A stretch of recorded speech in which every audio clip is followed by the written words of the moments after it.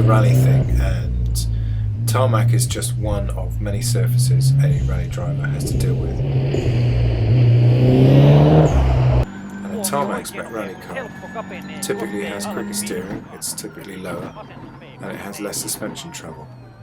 And that's exactly what they did for the Tommi Makinen Edition.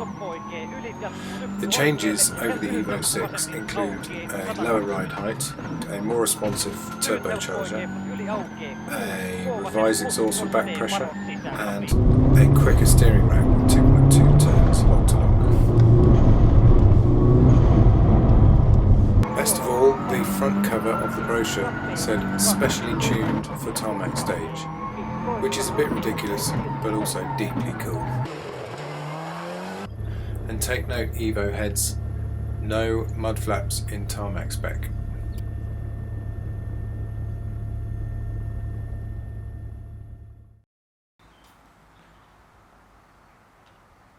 Now, while it may embarrass my wife and appear to some as a chavtastic appendage of epic proportions, it is to my eyes a thing of beauty.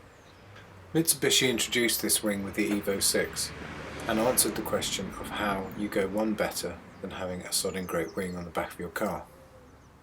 The answer was obvious. You put two sodding great wings on the back of your car. The Japanese brochure translates as a wicker type twin wing, which I have no idea what that means, but I like the way it sounds.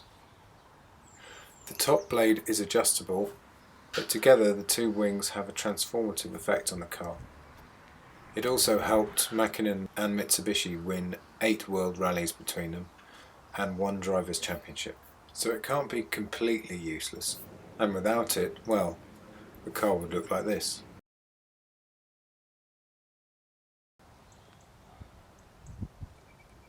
Never mind Red Bull, if you want wings, get a red Mitsubishi. Now I know it's not unique to the Mitsubishi Evo, but any car that has an intercooler water spray is automatically cool, quite literally. That button right there, behind the gear stick, when you press that you get a few fine jets of water sprayed on the intercooler to reduce air intake temperatures. Do I care whether or not it does anything? No. Am I glad that the Evo can do this? Absolutely. The Makinen Edition isn't just unique among the Evo series for having its asymmetric front end. It's unique among cars in general. It's the ultimate function over form statement. It says, I'm not here to look pretty, I'm here to go fast. Along with the trademark Evo offset front number plate, it's putting performance ahead of aesthetics, and you have to love it for that. Grippy, supportive, comfortable, and covered in something that looks like Superman's tights. They're embroidered with the name of Mitsubishi's own real-life superhero, and cost a very cool £1,800 to replace each.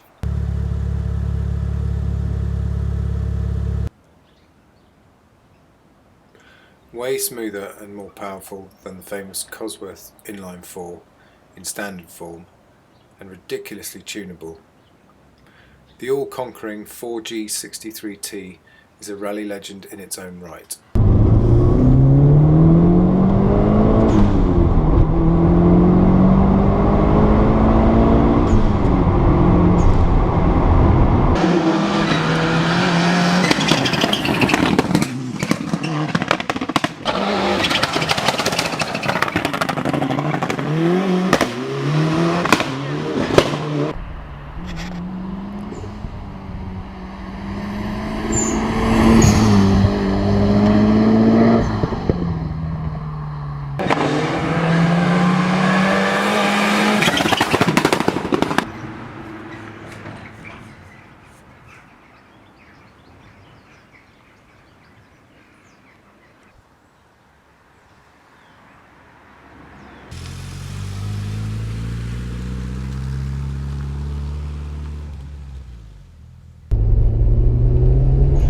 TME was actually the first production car to use a titanium aluminide turbine for faster response. It's not the whole turbo, it's just that little fan in the middle. But it's something the road car shared with the Group A rally car.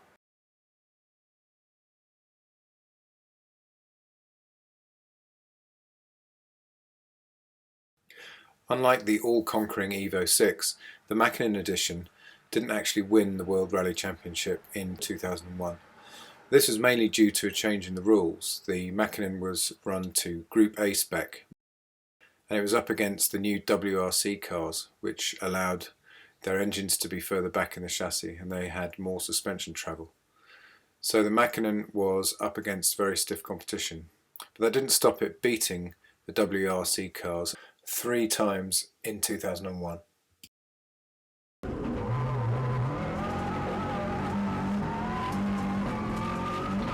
And here he is on his way to winning the 2001 Monte Carlo Rally, which was his 4th win at Monte Carlo.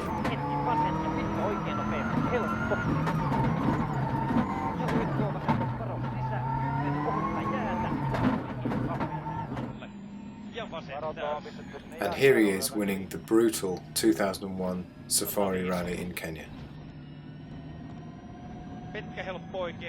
It was to be a hugely significant win. It was Tommi Makinen's last of 22 wins for Mitsubishi.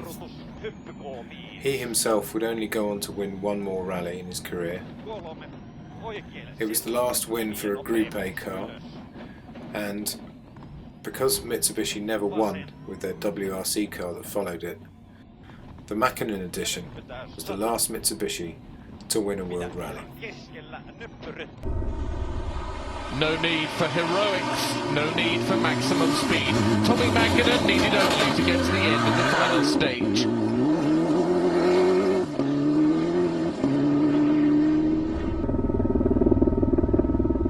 The final few meters and Makinen crosses the line, winner of the 49th Safari Rally.